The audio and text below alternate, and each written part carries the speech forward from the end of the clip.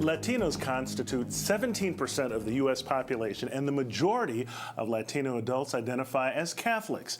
However, only 3% of Latino students are enrolled in Catholic schools. One effort to change this is the Catholic Schools Foundation, which began its Hispanic recruitment initiative in 2008.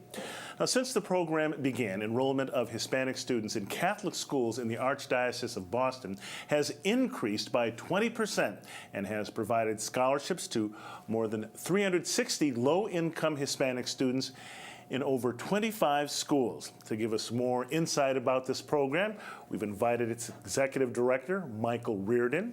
We also have Malik Freeman, a sixth grader at Sacred Heart School in Rosendale, who has received a very generous scholarship to attend Boston College High School.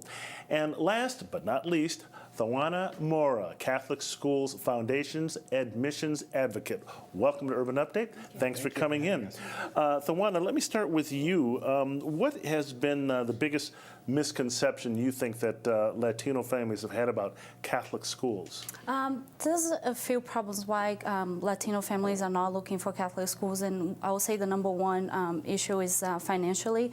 They believe that Catholic school is just not affordable. So part of what we do is educate those families that there are scholarships out there, and there are opportunities to attend a Catholic school and obtain a good education. Okay, and Michael Reardon, could you talk to me about the impact that in our school system that the Catholic schools have statewide, in your view? Sure. One of the things I think people forget is that Catholic schools really are the original school choice. And when you look at it, just in eastern Massachusetts, there are over 40,000 students attending Catholic schools. If all those students were to not have this as an opportunity, it would cost taxpayers hundreds of millions of dollars a year. So Catholic education is having a direct impact on these students and families who are getting this high-quality, values-based education, but it's also very good for the public school system as well. In the city of Boston alone, 10% of school-age children attend Catholic schools. Otherwise, they would attend the Boston public schools. So we are very pro-public school as well as pro-Catholic school. Okay, Malik, Mr. Malik, you must be a pretty good student because you've got a great scholarship to a school like BC High. What are your best subjects? And talk to me about your experiences in going to Catholic school. Well, I mean, for my best subjects, I mean, that would have to be around math and science. I mean, math and science have always been like my #1 subjects. I feel like I understand those the best out of everyone. And my experiences at Sacred Heart, they feel like if I weren't there, I feel like I would have had a much different experience. I'm happy where I am right now. I know I met a lot of great people, great faculty and teachers. And I mean, I'm glad for what I have right now going to this school, because I know that if I was at probably a different school, I knew I wouldn't have as many benefits like going to Boston College High School. Okay.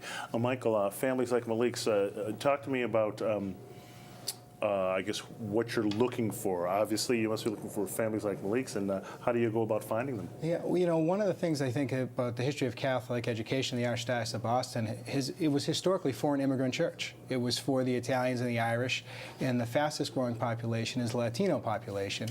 And we're really trying to reach out and meeting these communities where they're at. And it's working with people like Thauana, and we have 2 other admissions advocates who get out into the community and meet the Latino community within their own community, and that's a very important thing. They're not going to respond to a billboard on a sign. They need to have people who understand and know their culture and are willing to work with them and let them know this is an opportunity. And Thauana, I understand that you're one of the success stories of the foundation. Could you talk to me a little bit about how all of this has impacted your life? Yeah, my family was a family that immigrated from Brazil, and we couldn't afford a private school.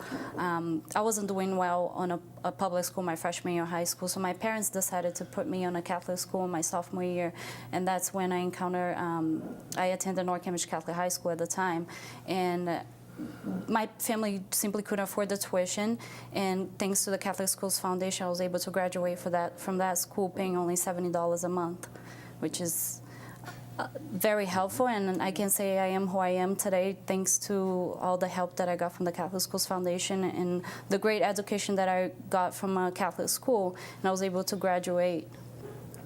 Okay. And Malik, how excited are you to be getting that big scholarship to BC High?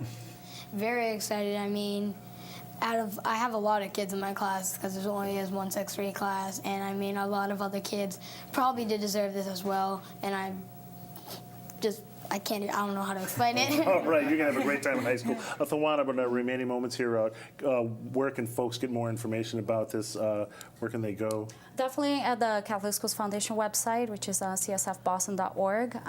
There's information there about all the schools that we work with and a phone number that we can reach our office directly and ask more information in Spanish as well. Okay, and Michael, just very quickly, is there any final words about really what you're trying to get across to all these families across Massachusetts? Yeah, what we're trying to let people know is that a Catholic education is an affordable opportunity and it's a life-changing opportunity. You meet a kid like Malik and you realize it makes a difference. And years ago we had the sisters and the brothers, and now it's up to us today to provide these opportunities. Okay, thank you. We'll have to leave it right there. Michael Reardon, Thauana, Moura, and Malik Freeman. Good luck at BC High. Thank you. Okay, all right. Well, with the recent escalating situation in Baltimore this week, it's still apparent that race relations in many of this nation's urban settings is nowhere near to where it should be.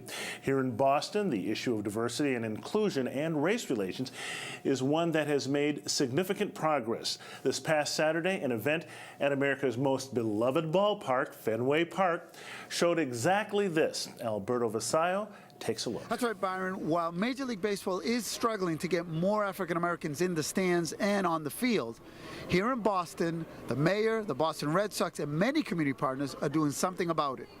Well, I think, first of all, the Red Sox having an open house, they're incredible. Second one in history. They had one in 2010 and one today. Allow the people of Boston to come in and see Fenway Park and have a chance to walk around and get on the field and meet great baseball players from the past. And having two black colleges, traditionally black colleges, play baseball here at Fenway Park for the first time in the history is an incredible day. It's another sign of moving us forward. It's a historic occasion. This is a very inclusive, not a divided city, and this event is just another indication of the new Boston doing things the right way. It's cutting a new legacy. That's what it's saying about the city, that people can come together to find common ground for the common good of all. It has certainly added to a positive perception of Boston, and it shows that a lot of progress has been made in the community, and I am very thankful that the Red Sox are embracing us to help share in their efforts to increase diversity as well as explain where they are in terms of wanting to embrace people of color in baseball in Boston. Well, I think this is a great first step. Real appreciative to the mayor for being courageous enough with the Boston Red Sox to pull this one off, because this is the first time HBCU has been on this field, and I certainly hope it won't be the last, and maybe this sets the pace. The team is really excited. You could definitely tell riding up here on the bus, everybody's just chit-chattering away, and as soon as we got here, everybody's just running around taking pictures, and they're really excited. Well, remember, this is called now Friendly Fenway. It wasn't always like that. Back in the day, it wasn't as friendly as it is now. We want to keep that thing that everybody in Boston feels like they're at home when they're here, regardless of where you come from. Boston is moving into a whole another direction of inclusion and opportunity. Wow, great stuff going on over at Fenway Park. Well, when we return, an event coming up next week to diversify the ranks of our trade unions so that you can be a part of the Wynn Everett Resort construction project. The details right here in Urban Update. Stay with us. We'll be right back.